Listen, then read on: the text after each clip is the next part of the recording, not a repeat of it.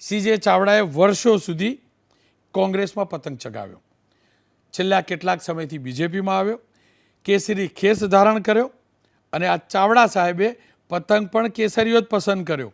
જો કે કિન્ના જાતે જ બાંધવી તે સીજે સારી રીતે જાણે છે. તેઓ કોઈ પણ પ્રકારના ભ્રમમાં નથી, એટલે તો ભૂપેન્દ્ર પટેલ મંત્રીમંડળમાં સ્થાન મળવાની ચર્ચાની વચ્ચે પણ ઠીમકીઓ મારી મારીને પોતાનો પતંગ જાતે જ અવકાશી ઊંચાઈ સુધી પહોંચાડવાનો પ્રયાસ કરે છે.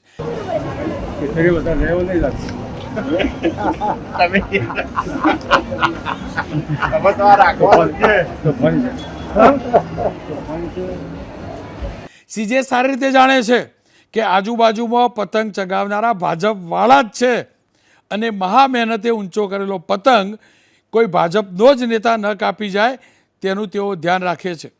જો કે સીજેને સૌથી વધુ કોઈ ચિંતા હોય તો કોઈ લંગસિયું ન મારી જાય તેની પણ છે. એટલે તો પતંગની ઢીલ કેટલી છોડવી તેનું પણ તેઓ ધ્યાન રાખે છે અને કોઈનો પતંગ કાપતા કાપતા આંગળી ન કપાઈ જાય તેનું પણ તેઓ ધ્યાન રાખે છે. અને એટલે જ એડવાન્સમાં પોતાની આંગળી ઉપર સેફટી ટેપ પણ તેઓ લગાડીને પતંગબાજી કરે છે. રાજનીતિમાં પણ ચાવડા સાહેબનું એવું જ છે, ક્યાંય પણ કોઈ ગૂંચ ન પડી જાય તેનું આ સીજે ચાવડાએ હરમેશ ધ્યાન રાખ્યું છે. અને જ્યારે હવે વિધાનસભા અને બાજુમાં સ્વર્ણિમ સંકુલ છે ત્યારે ગાંધીનગરની નજીકનો જ તેમનો મત વિસ્તાર છે અને એટલે જ તેમને સ્વર્ણિમ સંકુલ સુધી પહોંચવાની ઈચ્છા અને અપેક્ષા પણ હશે. હવે તમામ એ ચર્ચાને ચિંતા કરે છે કે અર્જુનભાઈનો પતંગ એટલે કે અર્જુનભાઈ પોતે પહોંચે છે સ્વર્ણિમ સંકુલ સુધી કે પછી સીજે પહોંચે છે કે પછી બંને ઉત્તરાયણ પછી સ્વર્ણિમ સંકુલમાં પહોંચે છે. ઈચ્છા મુજબ પતંગ વળતો નથી હોતો, પવનની દિશા તરફ વળતો હોય છે.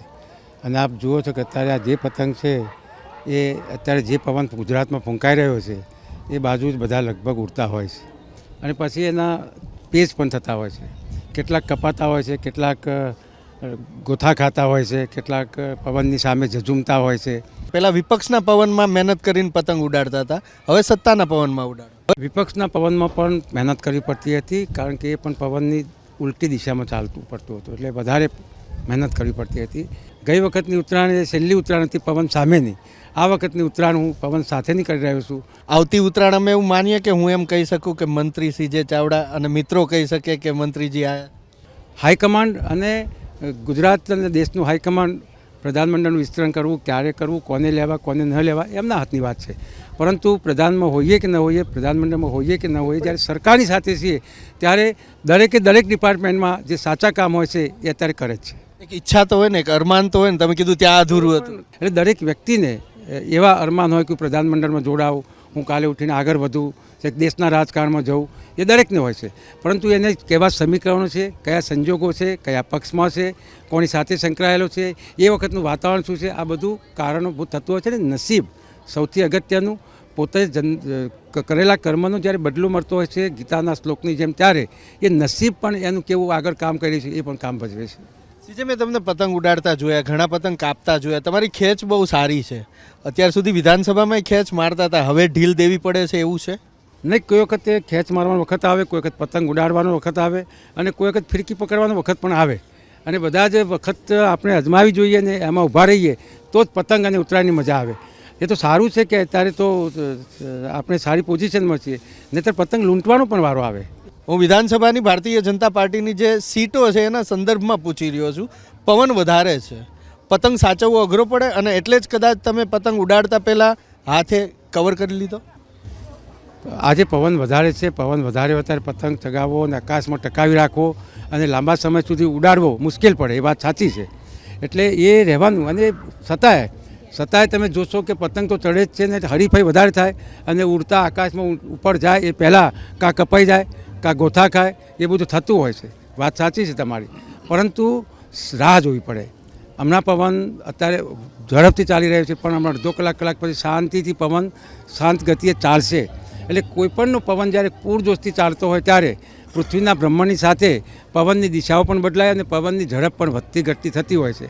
અત્યારે આપણે જોઈ રહ્યા છીએ કે પવનની દિશા પણ આ બાજુ છે અને પવન ગતિથી ચાલી રહ્યો છે, ત્યારે આપણે થોડી રાહ પણ જોવી પડે. એટલે થોડી રાહ જોઈશું એટલે શાંત રીતે પવન સ્થિર ગતિએ ચાલશે અને પછી જેવા પતંગ ઉડાડવા હોય ઉડાડી શકાશે.